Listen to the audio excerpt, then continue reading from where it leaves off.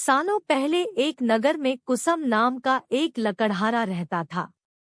वो रोज जंगल लकड़ी काटने के लिए जाता और उन्हें बेचकर जो कुछ पैसे मिलते उससे अपने लिए खाना खरीद लेता था। उसकी दिनचर्या सालों से ऐसी ही चल रही थी। एक दिन लकड़हारी जंगल में बहती एक नदी के बगल में लगे एक पेड़ की टहनियों को काटने के लिए उस पर चढ़ा। उस पेड़ की लकड़ी काटते काटते उस लकड़हारे की कुल्हाड़ी नीचे गिर गई। तेजी से लकड़हारा पेड़ से उतरा और अपनी कुल्हाड़ी को ढूंढने लगा। उसे लगा था कि नदी के आसपास उसकी कुल्हाड़ी गिरी होगी और ढूंढने पर मिल जाएगी। वास्तव में ऐसा कुछ हुआ नहीं, क्योंकि उसकी कुल्हाड़ी पेड़ से सीधा नीचे नदी में जा गिरी थी। वो नदी काफी गहरी और तेज बहाव वाली थी। आधे से 1 घंटे तक लकड़हारा अपनी कुल्हाड़ी को ढूंढता रहा, लेकिन जब लकड़ी नहीं मिली तो उसे लगने लगा कि अब उसकी कुल्हाड़ी उसे कभी वापस नहीं मिलेगी। इससे वो काफी दुखी हो गया। लकड़हारे को पता था कि उसके पास इतने पैसे भी नहीं हैं कि वो नई कुल्हाड़ी खरीद सके। अब वो अपनी स्थिति पर नदी किनारे बैठे बैठे रोने लगा। लकड़हारे की रोने की आवाज सुनकर वहां नदी देवता आ गए। उन्होंने लकड़हारे से पूछा, बेटा, क्या हो गया? तुम इतना क्यों रो रहे हो? कुछ खो दिया है क्या तुमने इस नदी में? नदी के देवता के सवाल सुनते ही लकड़हारे ने उन्हें अपनी कुल्हाड़ी गिरने की कहानी सुना दी। नदी के देवता ने पूरी बात सुनते ही कुल्हाड़ी को ढूंढने में लकड़हारे की मदद करने की बात कही और वहां से चले गए।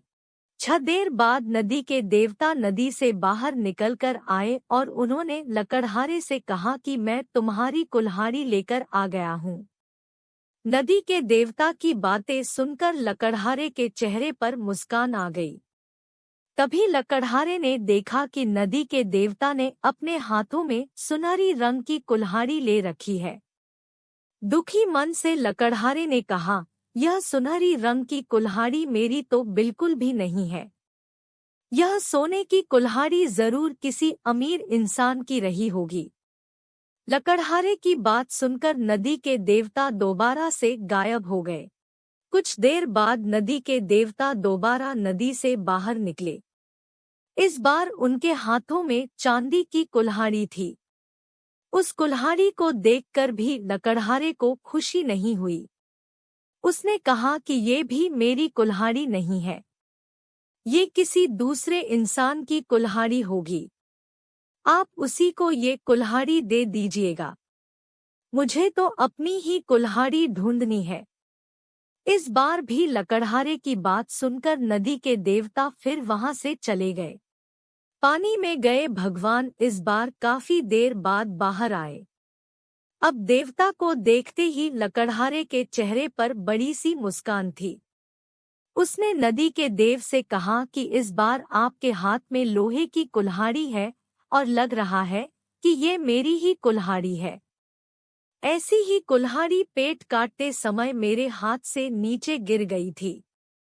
आप ये कुल्हाड़ी मुझे दे दीजिए और दूसरी कुल्हाड़ियों को उनके असली मालिक तक पहुंचा दीजिए।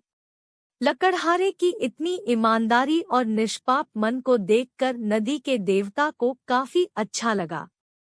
उन्होंने लकड़हारे से कहा कि तुम्हारे मन में बिल्कुल भी लालच नहीं है।